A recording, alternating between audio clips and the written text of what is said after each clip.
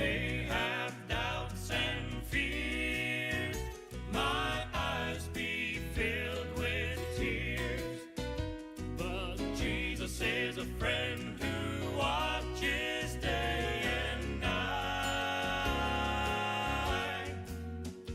I go to him in prayer, he knows my every care, and just a little talk with Jesus makes it right. Now let us have a little talk with Jesus. Let us tell him all about our troubles. He will hear our faintest cry, and he will answer by and by. Now when you feel a little prayer will turn, and then I don't know a little fire is burning, you will find a little talk with Jesus makes it right. And you will find a little talk with Jesus makes it right.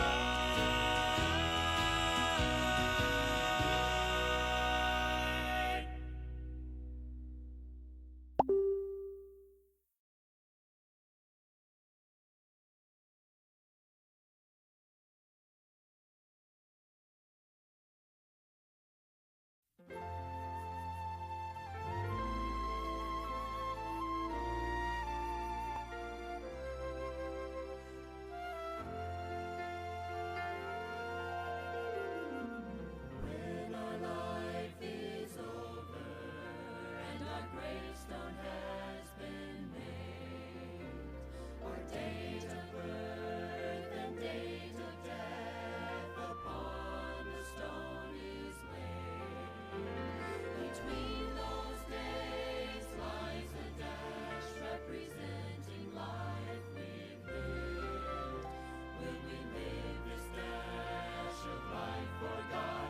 Make a difference here today. Oh, may we live our lives so when our days on earth are done, we have kept the faith, we have run the race, providing a challenge for generations to come. God's promises are true. He can still do a work through you. So keep the standard high, for the Lord is nigh. Let's reach the next generation.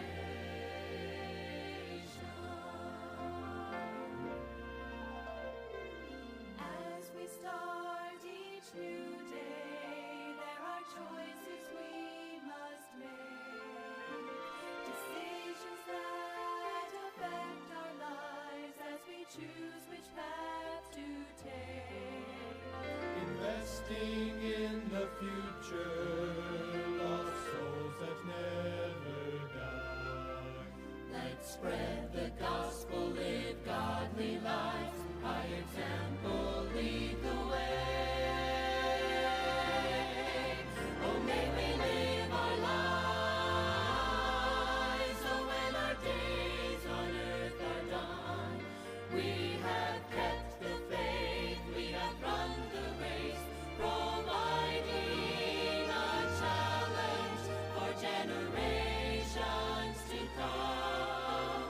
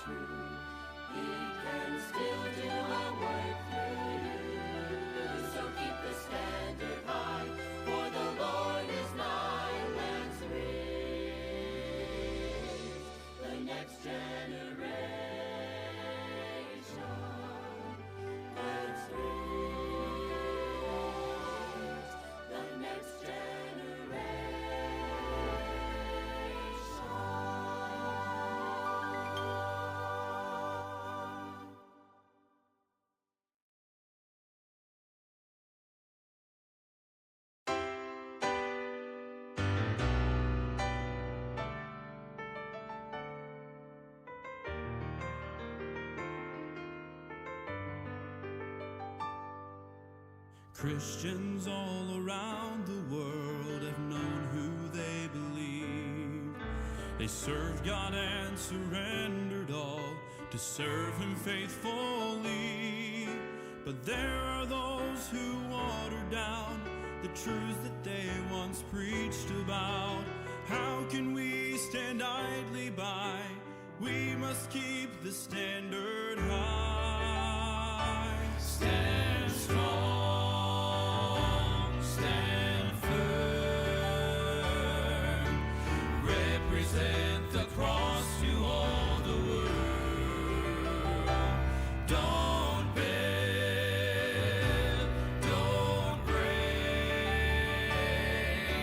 Stand for what is true and choose to stay. God will never let you stand alone, so stand strong.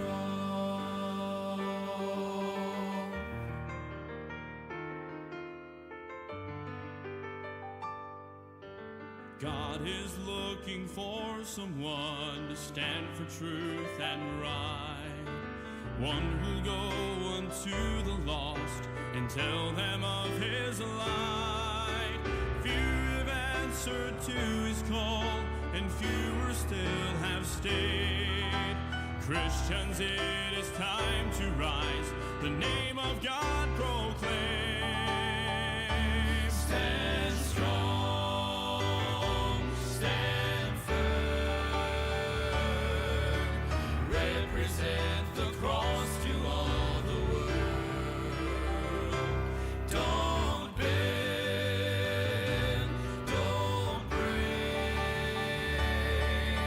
Stand for what is true and choose to stay. God will never let you stand alone, so stand strong. Stand with those around you, change what they believe. Stand though they may falter, you're children of the King. Stand for Christ who calls you, trust Him and obey. We must lift our banner high, together we will say,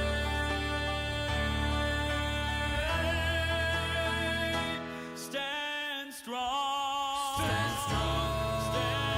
firm, represent the cross to all the world.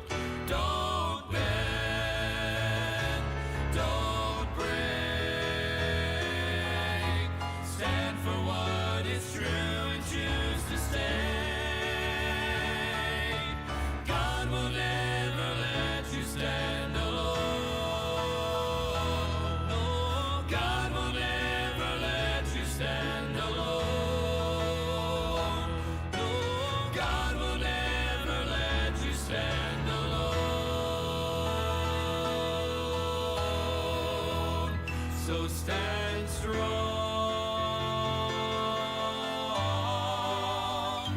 stand strong.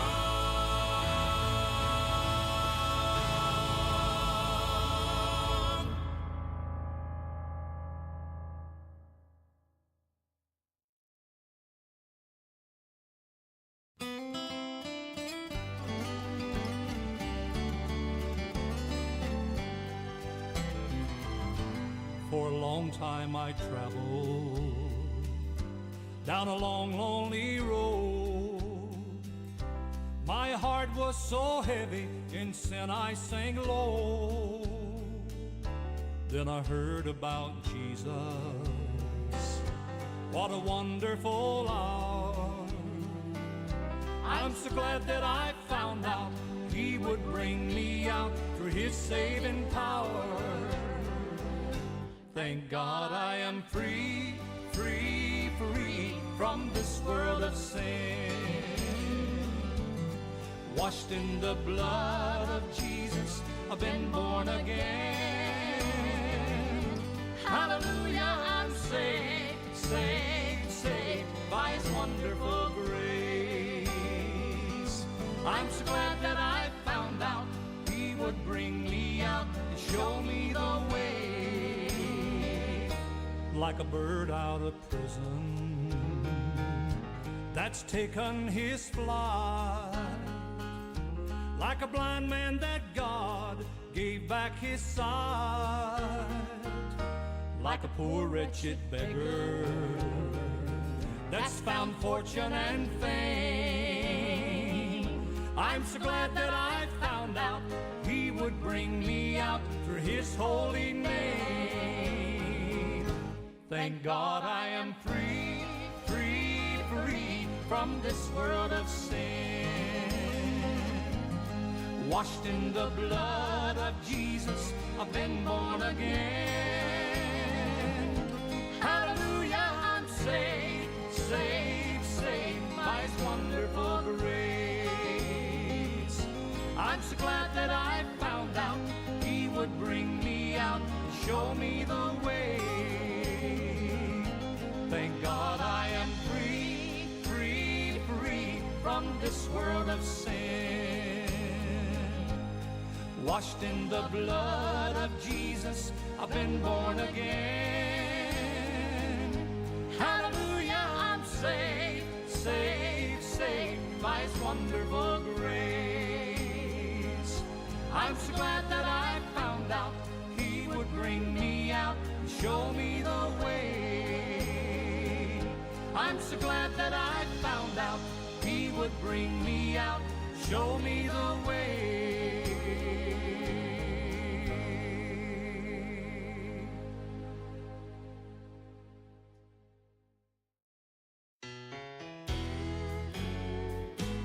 Thank you, Lord, for your blessings on me. While the world looks upon me as I struggle alone, they say I have nothing, but they are so wrong. In my heart, I'm rejoicing how I wish they could see. Thank you, Lord, for your blessings on me.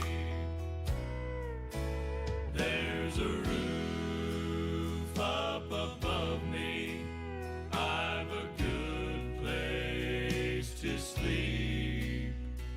There's food on my table and shoes on my feet. You gave me your love, Lord, and a fine family. Thank you, Lord, for your blessings on me. I know I'm not wealthy. These clothes, they're not new. I don't have much money, but Lord, I have you, and that's all that matters, though the world may not see. Thank you, Lord, for your blessings on me. There's a roof up above me, I've a good place to sleep. There's food on my table and shoes on my feet. You gave me your love, Lord, and a fine family. Thank you, Lord, for your blessings on me.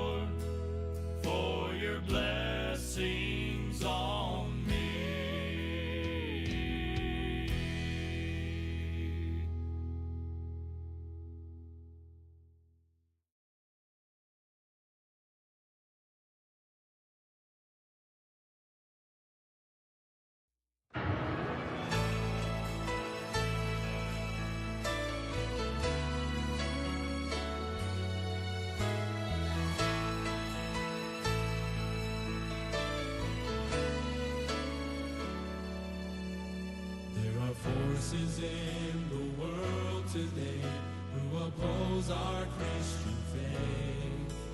They attempt to destroy everything that's holy and control what preachers say. But God still has a few good men who won't bend, won't bow, won't burn.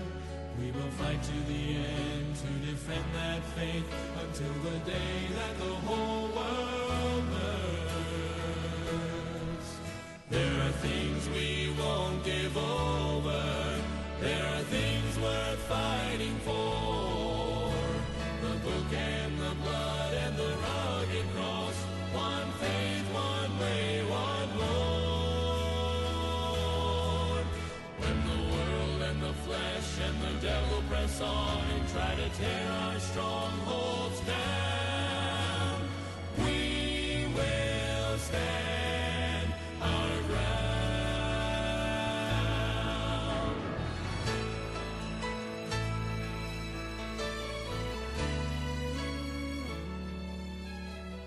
Despite what the non-believers say, our God has never changed.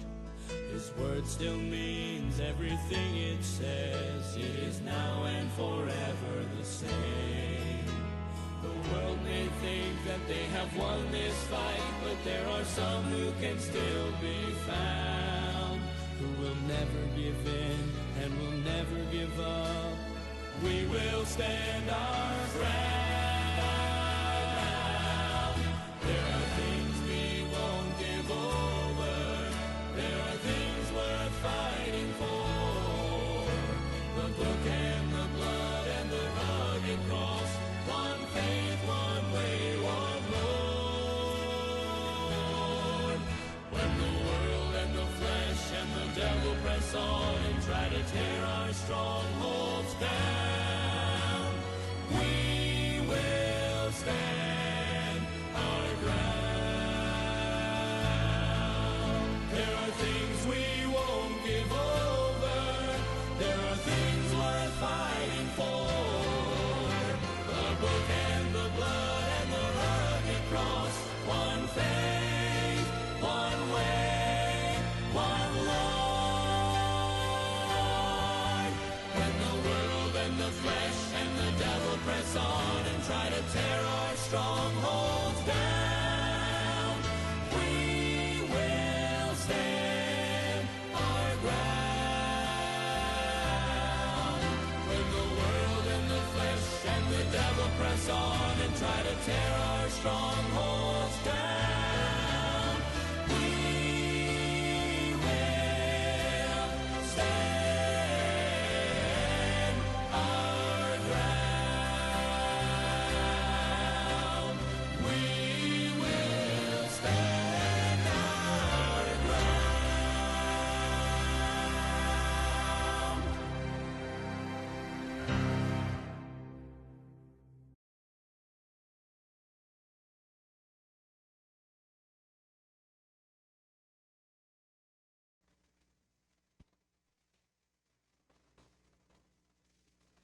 Amen. Magandang umaga po sa ating lahat. Magandang umaga po sa ating church and sa lahat po ng nanonood sa atin sa Facebook Live. And yan, nandyan po yung sila. Nandyan po sila Ma'am Myra sa Larzon. Yan, sila Ma'am Myra sa Larzon. Sila Ma'am Heidi Sanet. Magandang umaga po sa inyo. Kala Sir Bore, kanyang family. Magandang umaga po. Sila Ma'am Joyce. Magandang umaga rin po, Sir Ariel. Magandang morning po dyan. At sila Sir Digno, Ma'am Rachel Heralde, si Ma'am Elizabeth, yan, Narcisa, at si Sister Maria. Magandang umaga dyan. And ganoon din sa mga iba pa na hindi po namin nabati, si Sir Gilbert Hofer. Magandang umaga po. Ay magandang umaga po sa inyo lahat. Magandang umaga po sa inyo lahat at ganun din po ay sa nandito sa studio. Magandang umaga sa inyo lahat. At ngayon ay nandito na naman po tayo para makapag-aral ng salita ng Diyos. At umaga ay para po tayo ay mapuno ng salita ng Diyos and maging fix po yung ating puso, maging fix yung ating mga gagawin dahil meron tayong salita ng Diyos throughout the day. Yan. Kaya po makinig tayo and I hope na ako po ay magiging blessing sa ating lahat. So yung pinag-uusapan nga po natin dito, kung nakikita niyo po wala po si Brother Mishak, siguro habol po dahil may ginawa po sila kagabi. Yan, meron po silang ginawa kagabi. Ganun po kay Mama Gapita Amlos, yan, mahabol. Magandang umaga po dyan sa inyo, ganun din po sa mga taga-village. So yung pinag-uusapan nga po natin, makikita niyo po sa background, ay yung Vision, 2025 Vision by Family First, di ba? So, yung tinatopic po natin dito ay kung paano natin maiwin yung ating family or dapat i-prioritize po natin yung ating family ngayong 2025. Dahil ito po yung naging nakita ng ating pastor na need natin. Na need po sa ating simbahan na maraming nawawalang family dito sa church at nawawalang mga tao, di ba? Nawawalang mga tao.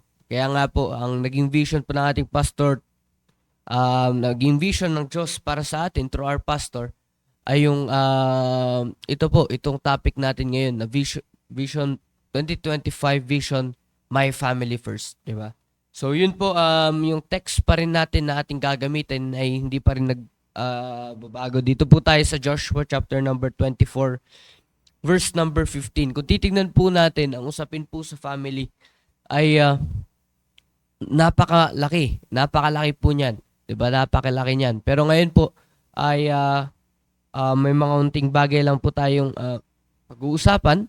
Lalo na po sa atin bilang isang kabataan, no? Bilang isang kabataan. Dahil nga, my family first, diba? So sa atin bilang isang kabataan, marami tayong cases dito sa church na yung family natin ay hindi nag-involve dito sa ministry at yung ibang mga tao ay yung mga ibang kabataan naman ay yung family natin ay nandito na sa church, 'di ba? Nandito na sa church. Pero ano ba yung pwede nating magawa, 'di ba? Ano ba yung pwede nating magawa? Kasi ano 'yan eh. Although nandito na tayo sa church, 'di ba? Nandito na tayo sa church, nandito na yung family natin sa church. Hindi tayo exempted sa attack ng Diablo, 'di ba? Nandiyan lagi ang Diablo para tayo ay para tayo ay alisin dito sa church, 'di ba? Para tayo ay alisin dito sa church. Kaya nga nasa sa atin pa rin kung yung decision natin na ginawa, kung nakikinig po tayo ng Sunday sa preaching ng ating pastor, nasa sa atin pa rin. 'Di ba? Kahit nandito na tayo sa church, kaya tayong tanggalin ng Diablo kung hindi tayo magiging dedicated, hindi tayo magiging committed sa ating decision na ginawa. Kung hindi natin alam i-manage yung decision na ginawa natin. Kaya nga, ito yung vision ng Diyos para sa atin through our pastor, My Family First. Kaya nga, napakaganda na maunawaan po natin kung bakit family una. Diba? Bakit family muna? Kaya nga po, dito sa Joshua chapter number 24, verse number, simulan po natin sa verse number 14. Sabi ng Bible, Joshua 24:14 and 15. Sabi dyan, now therefore fear the Lord and serve Him in sincerity and in truth, and put away the gods which your fathers serve on the other side of the flood, and in Egypt, and serve ye the Lord.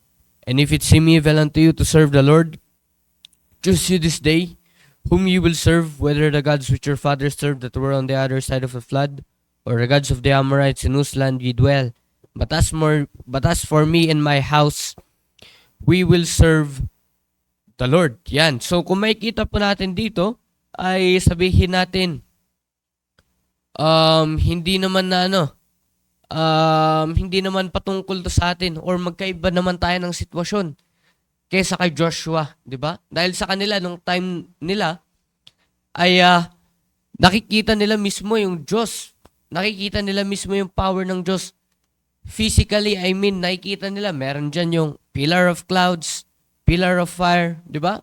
Kaya, siguro sabihin natin, hindi mahirap sa kanila mag-serve sa Panginoon, di ba? Alam niyo po ba mga kapatid na ganun din po sa atin, di ba? Hindi rin po nagbago sa atin dahil meron tayong salita ng Diyos.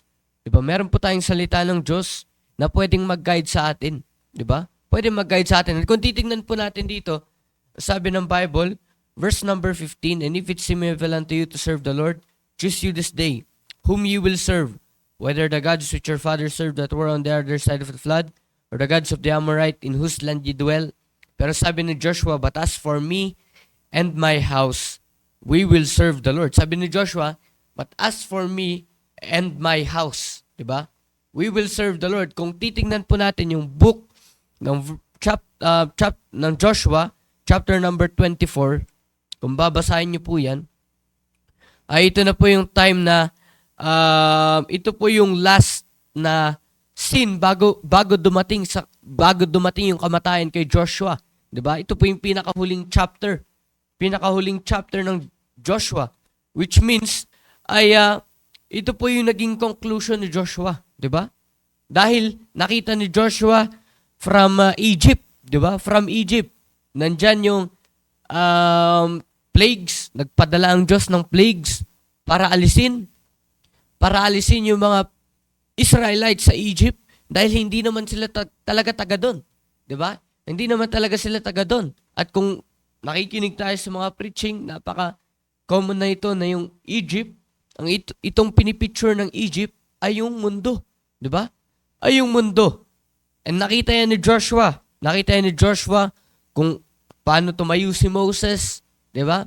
Kung paano siya nagpadala ng mga plagues sa kapangyarihan ng Diyos, 'di ba? Paano niya napaalis yung mga Israelites sa Egypt, 'di ba?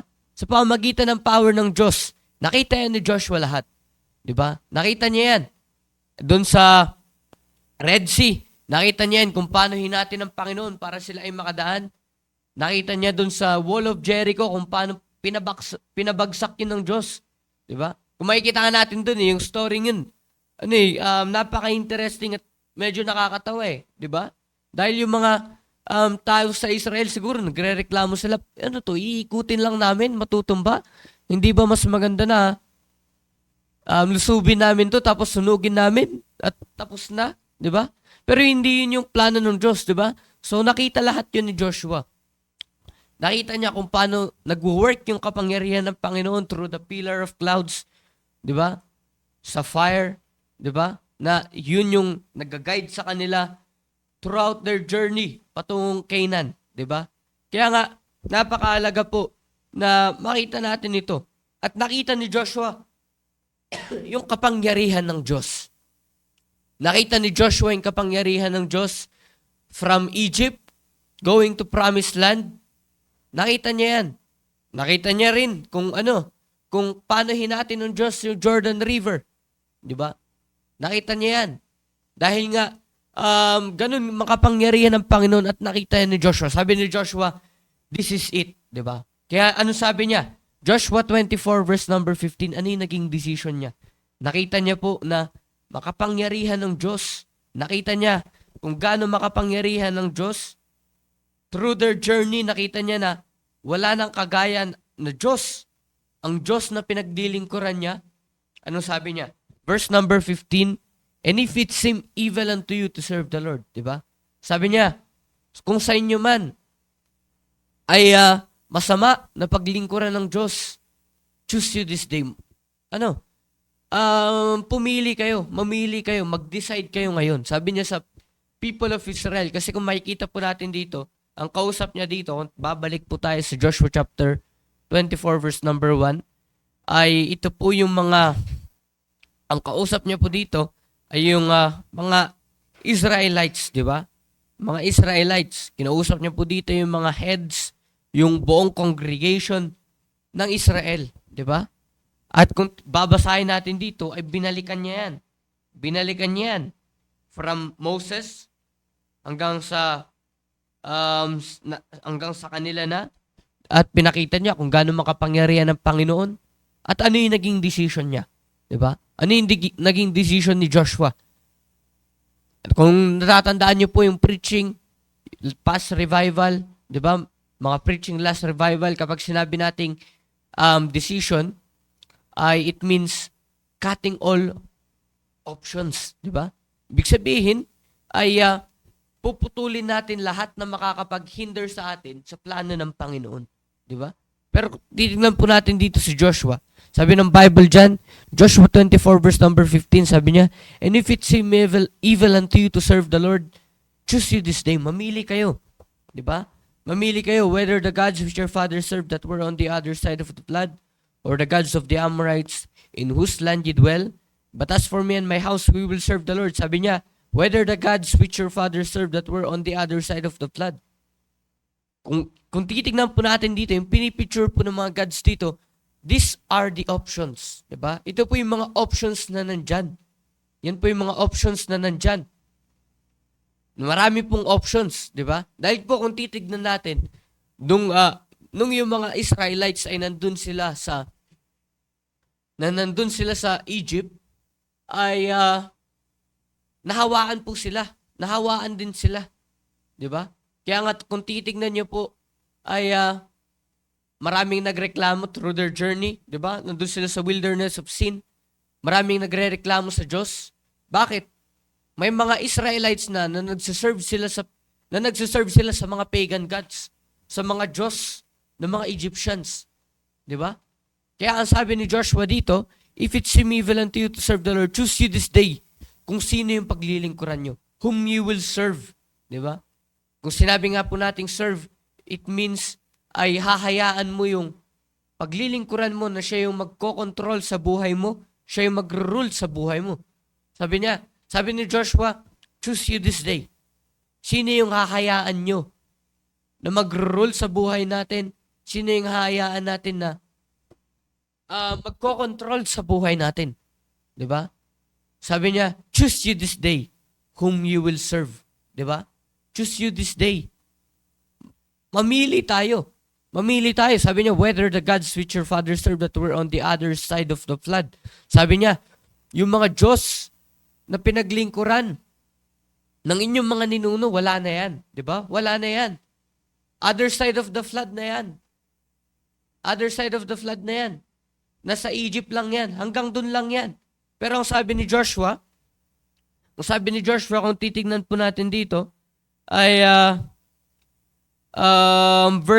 simulan po natin kung sa verse number, saan yun? Sa verse number 15, yan. Sabi niya, yung mga gods na sinuserve natin ay on the other side of the flood na yan. Ibig sabihin yan ang mga Diyos nyo, hindi nakatawid. Di ba? Hindi nakatawid. Pero yung Diyos na pinapapili ko sa inyo na paglingkuran nyo, hinati niyan yung Red Sea. Di ba? Kaya niyang hatiin yung Red Sea. At para tayo ay makatawid. Pero yung mga Diyos nyo, hanggang dyan lang yan. They were on the other side of the flood. Diba? And whose land ye dwell? Yan yung mga dati yung pinaglilingkuran na hindi nga nakapasok eh. Diba? Pero sabi ni Joshua, but as for me and my house, we will serve the Lord. Sabi ko po kanina, kapag sinabi mong nag-decide ka dyan sa bagay na yan, it means pinutol mo lahat ng options para makapag-decide ka dyan. Diba? Kaya nga po sa atin dito, sabi ko nga kanina, si Joshua nakita niya kung gaano makapangyarihan ng Diyos.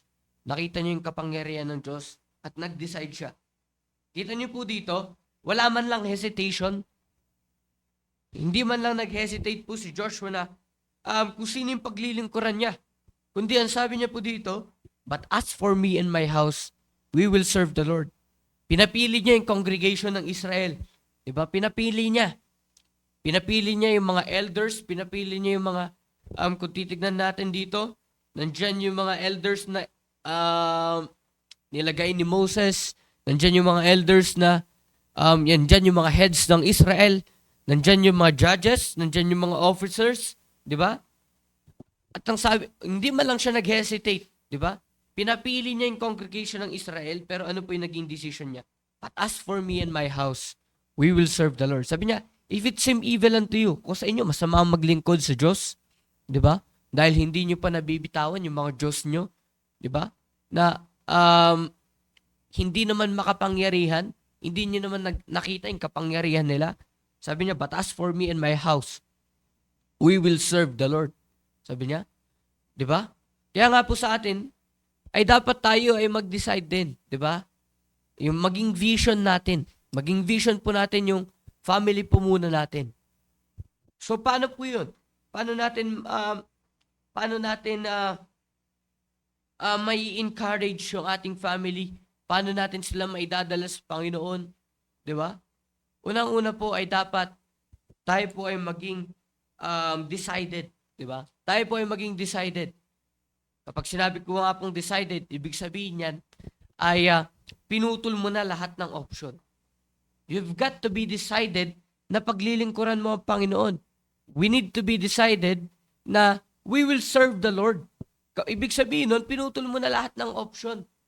It means, hinayaan mo ang Diyos na sinabi mo sa Panginoon, Panginoon, ikaw na magkocontrol sa buhay ko, ikaw na mag-rule sa buhay ko. Kasi kung titignan po natin dito yung case nila, ay meron pa mga Israelites na meron pa silang mga Diyos-Diyosan. Di ba?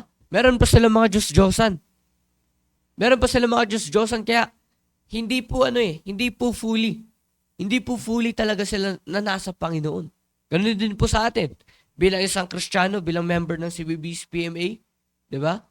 Marami sa atin po dito, marami tayong Diyos-Diyosan, lalo na po sa atin bilang isang mga kabataan. Di ba?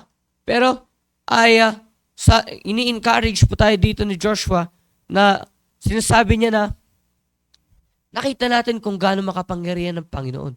Ay nasabi ni Joshua, sa akin wala na akong problema. But as for me and my house, we will serve the Lord. Dapat po kunin po natin yung character ni Joshua na siya po ay decided. So number 1, we need to be decided para paglingkuran natin ng Panginoon. Big sabihin nun, pinutol na natin lahat ng option. Pinutol na natin yung daan patungo sa mga bagay na makakapag-hinder sa atin. Dahil nga po maraming options. Maraming options. Marami po yan. Marami yan. Sino yung nagbibigay ng mga options na yan?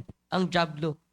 At ang ihilera ng Diablo na options dyan sa atin ay yung mga bagay na talagang pipiliin natin, talagang gusto natin. Diba? Talagang gusto natin. O minsan, pinapapili po tayo ng Diablo. Diba? Kung tayo ba ay magsisimba ngayong Sunday and then mawawala tayo. Diba? Kaya nga po, ay gayahin po natin si Joshua na siya ay decided. Wala man lang hesitation. Diba? Wala man lang hesitation. Nauunawaan niya eh. Kasi nauunawaan niya po na ang Diyos ang naglagay sa amin dito kung nasaan kami ngayon. Papasok na kami ngayon sa Canaan. Diba? Papasok na ngayon sila sa Canaan. At sabi niya, wala nang reason. Wala nang reason. Wala nang reason para hindi namin paglingkuran ng Panginoon. So ano po yung inuuna niya dito? Yung kanyang family. Diba? Yung kanyang family. Yung kanyang family. Napakahalaga po nun. Kaya nga po, sa atin po, ay we need to pray for our family. We need to encourage them.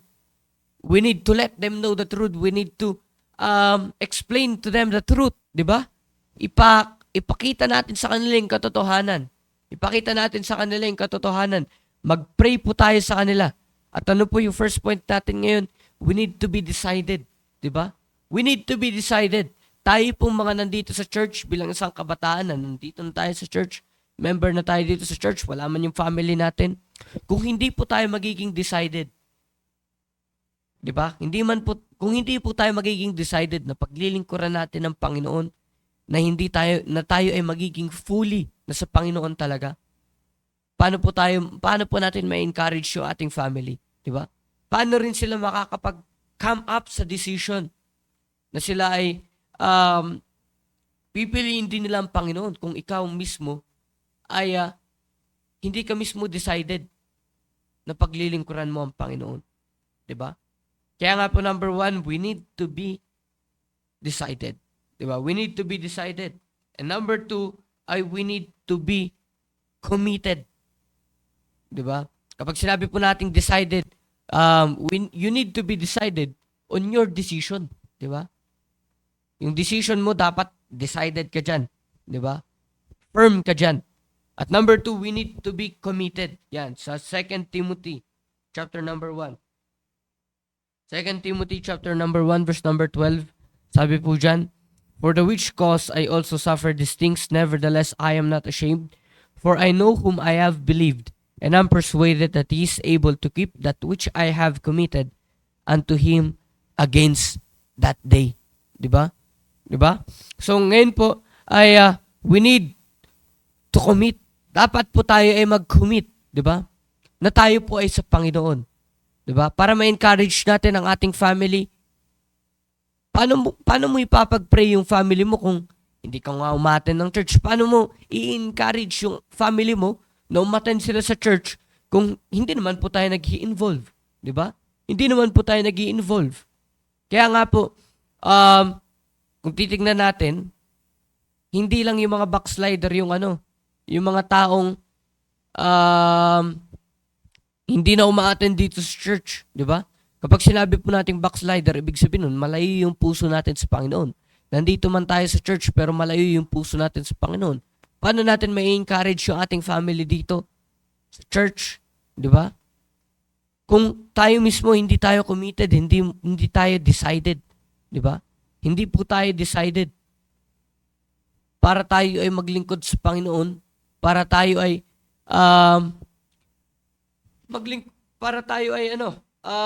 maging faithful sa panawagan ng Diyos. 'Di ba?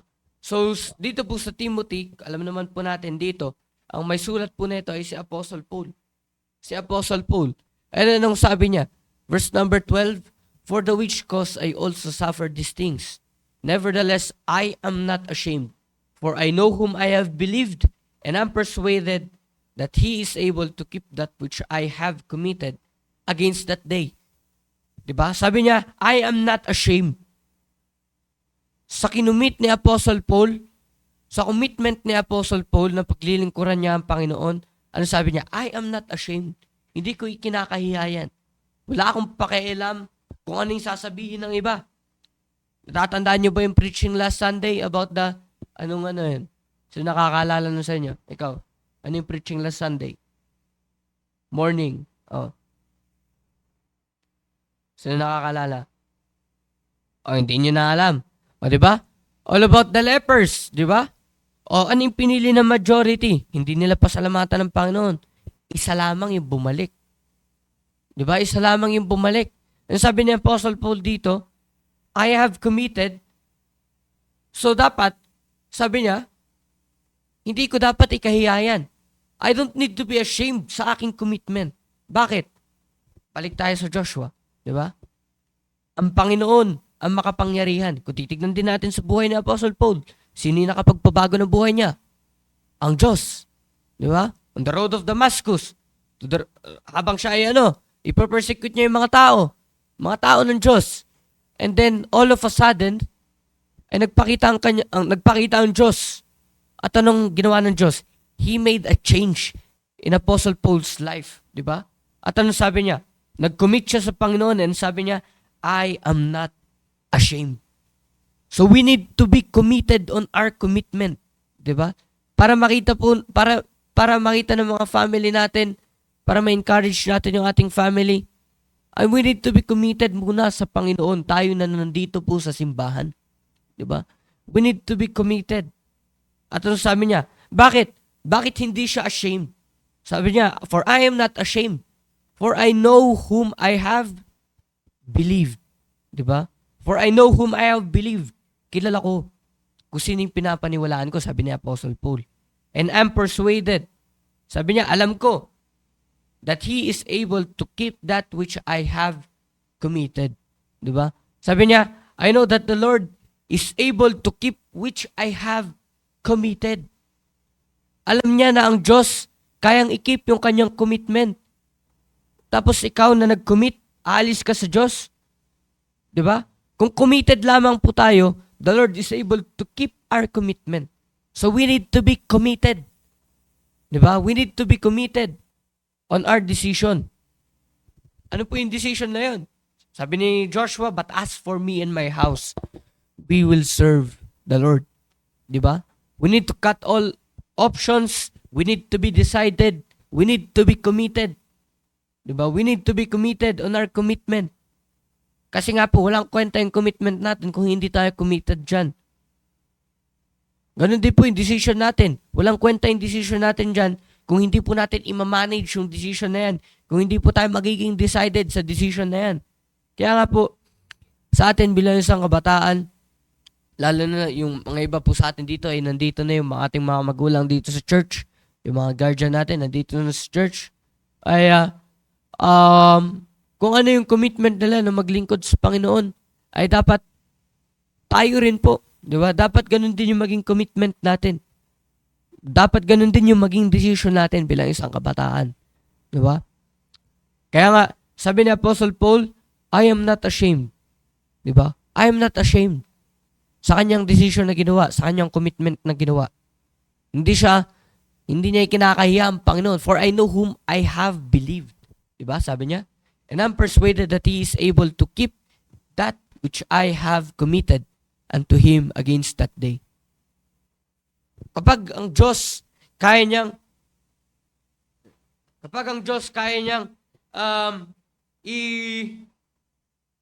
i-keep yung ating commitment, tayo pa kaya? Dahil minsan po, ang problema po sa atin, we are blinded by the option. Sabi ko nga po kanina, dahil hindi maglalatag ang diablo ng option na hindi mo gusto. Lahat ng option na nilalatag po ng diablo, gusto mo yan. Gusto mo yan. Kaya nga, it's up to us. Di ba? It's up to us. Pero kung titignan natin, we need to be like Joshua. Diba? We need to be like Joshua. Nakita niya ang kapangyarihan ng Panginoon. Sabi niya, eto na. Wala nang paligoy-ligoy pa. Sabi niya, but as for me and my house, we will serve the Lord. Diba? We will serve the Lord. Sabi ko nga po kanina, at ano nangyari, hindi po natin may dadala yung ating family kung tayo po mismo ay hindi po tayo decided, di ba? Hindi po tayo decided, hindi tayo committed. Dahil makikita nila yan eh. Alam niyo po ba ang mga taong hindi ligtas, ang mga taong wala sa Diyos, wala sa church, makikita po nila dapat yung kaibahan nila, di ba? Ay yung kaibahan natin sa kanila. Dapat makita po nila. And kapag hindi po nila nakita yan, edi wala. Pero dapat ipakita po natin yan. Paano po natin ipapakita yon? We need to be decided. We need to be committed. Diba? We need to be committed for Christ. Sabi nga ni Joshua, but as for me and my house, we will serve the Lord. But as for me and my house, we will serve the Lord. Pinili niya. Diba? Pinili niya na ang Diyos, ang kanyang paglingkuran, He cut all options. Diba? Maraming options si Joshua. Alam ko, marami siyang options nun. Diba? Pero anong ginawa niya? Nag-decide siya na nasa Panginoon siya. Apostle Paul, sabi niya, for I am not ashamed. Diba? For I know whom I have believed. And I'm persuaded that He is able to keep that which I have committed against that day. Diba? Alam niyo po ba na kapag tayo ay naging decided, tayo po ay naging committed sa Panginoon, ay makikita yan ng ating family. Diba? At we need to be committed na iwiwin po natin ang ating family. Diba? We need to be committed na i-encourage natin ang ating family. Marami nga po nawawala sa church na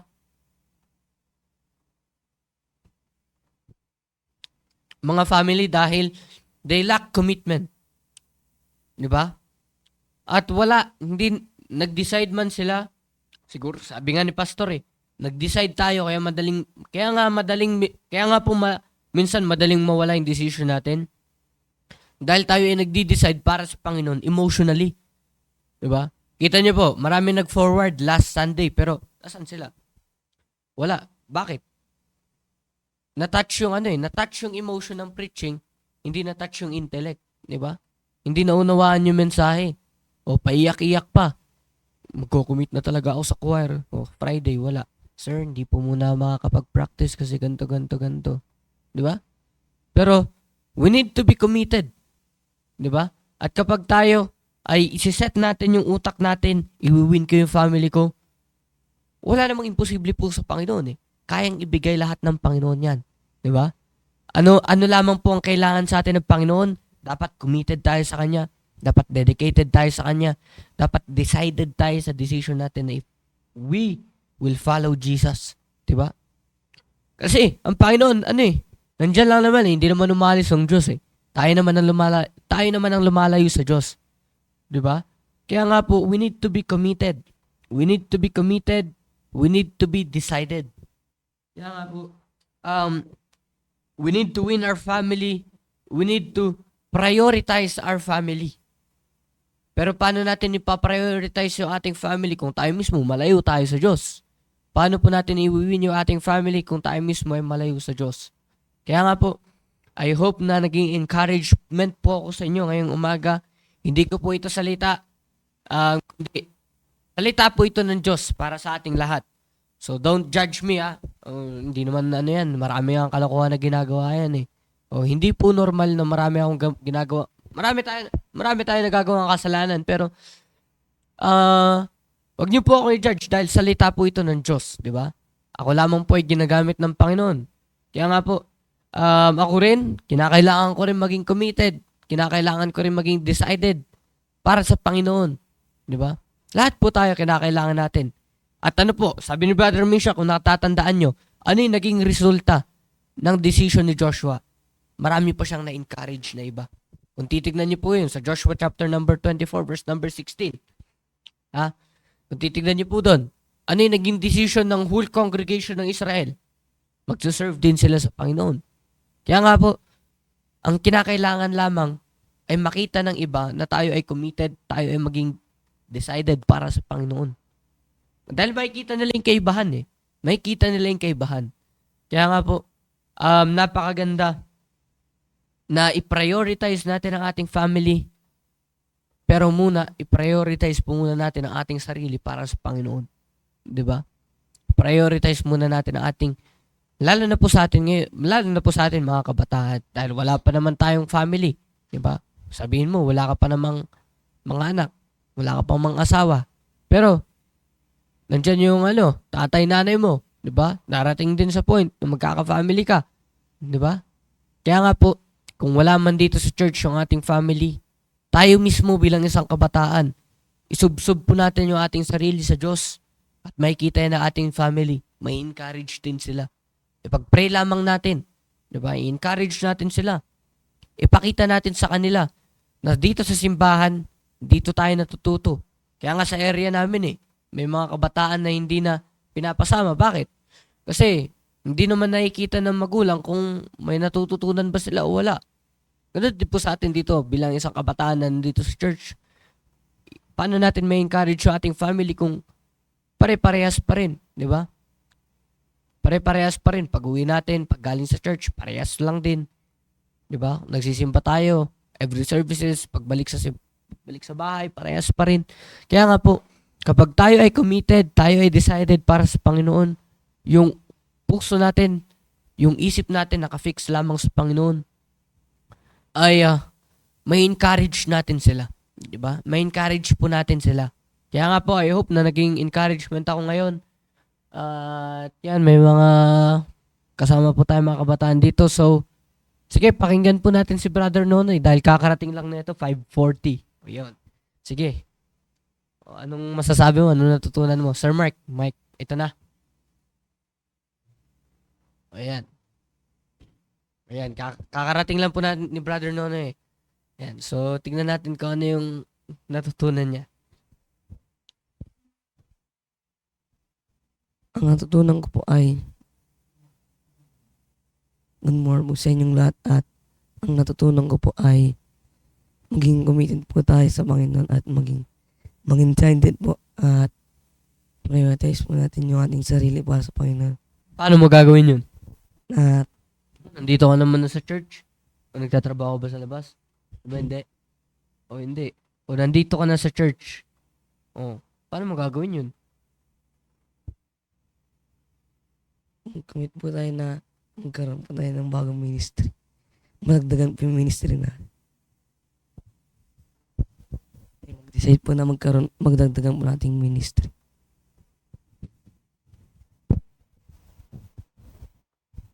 Tunan ko po dapat maging decided po tayo. Sabihin po nun ay tanggalin natin yung nag nag nag parang pumipigil sa atin sa ating mga gawain para sa Panginoon.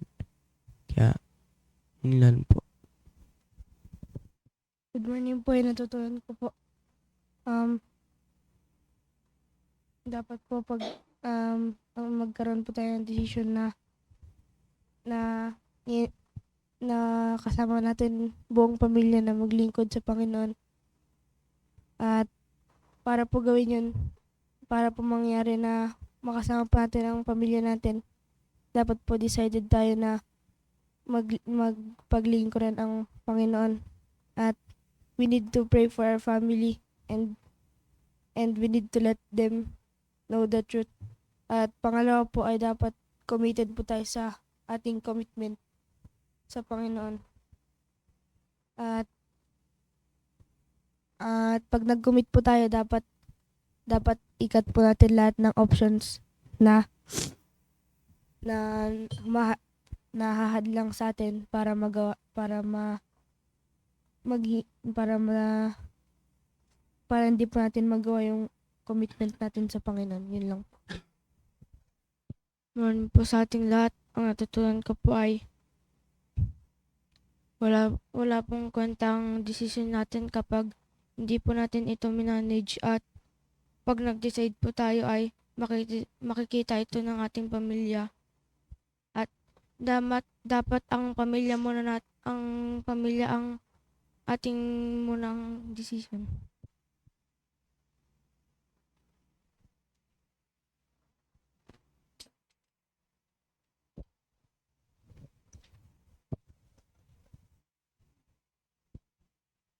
Good morning po sa atin lahat. Ang natutunan ko po ay hindi natin madadala ang ating pamilya kapag walang committed. Yun lang po. Ang natutunan ko po ay dapat po ang vision muna natin na ay ang ating family, na mawin po sila at madala po dito sa church, at para magawa po natin yun dapat maging decided po muna tayo. At kapag hindi po tayo decided na maglingkod sa Panginoon, paano po natin ma-encourage ang ating family na maglingkod? At we need to be committed to encourage our family. At paano natin iiwin ang ating pamilya kung hindi tayo committed? Yun lang po. Natutunan ko po ay dapat po sabihin po natin ang Panginoon, at pagpapray po ay madala ko yung vision ay maka-invite po ko ng family at ma-invite po din ako.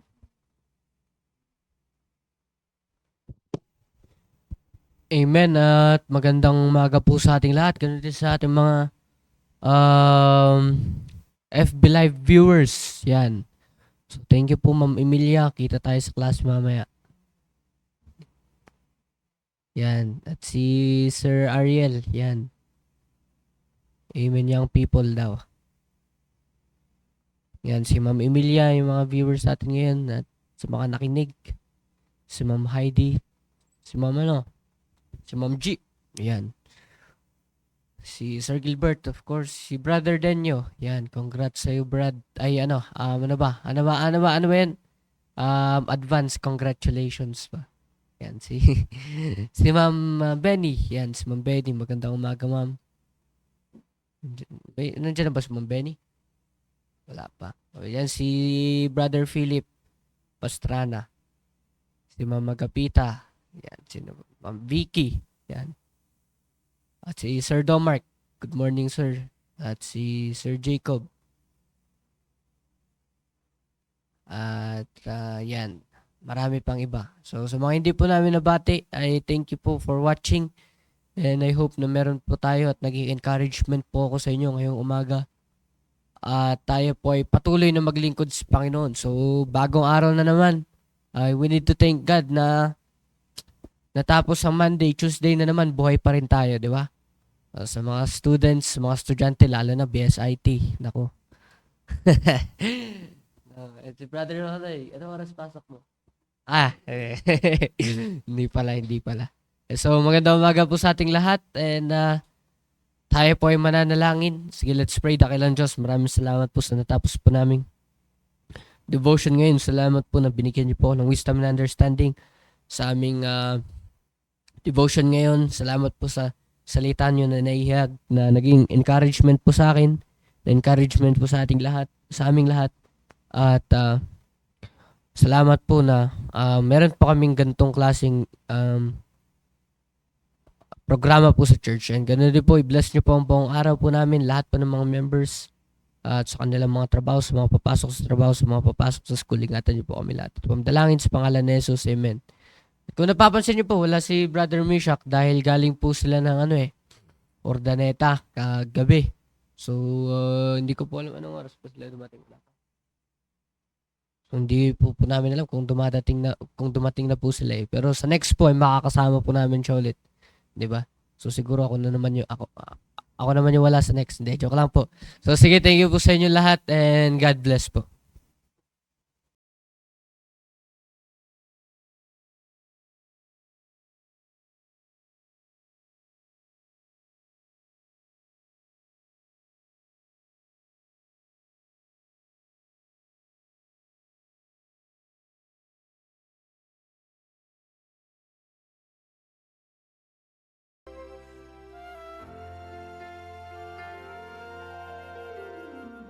When our life is over and our gravestone has been made, our date of birth and date of death upon the stone is laid. Between those days lies a dash representing life we've lived. Will we live this dash of life for God? Make a difference here today. Oh, may we live our lives so when our days on earth are done, we have kept the faith, we have run the race, providing a challenge for generations to come. God's promises are true. He can still do a work through you. So keep the standard high, for the Lord is nigh. Let's reach the next generation.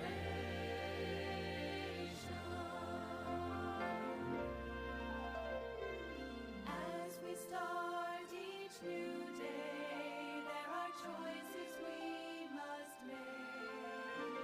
Decisions that affect our lives as we choose which path to take. Investing in the future, lost souls that never die. Let's spread the gospel, live godly lives, by example lead the way. Oh, may we live our lives, so when our days on earth are done, we have kept the faith, we have run the race, providing a challenge for generations to come. God's promises are true. He can still do a work through you. So keep the standard high, for the Lord is nigh. Let's reach the next generation.